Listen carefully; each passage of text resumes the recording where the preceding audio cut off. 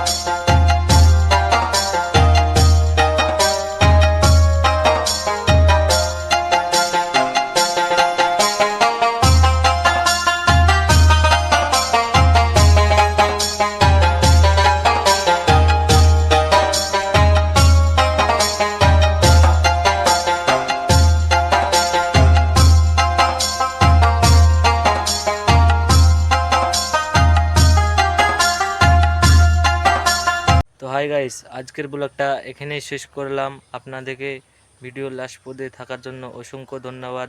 Next ভিডিওতে আবার দেখা হচ্ছে।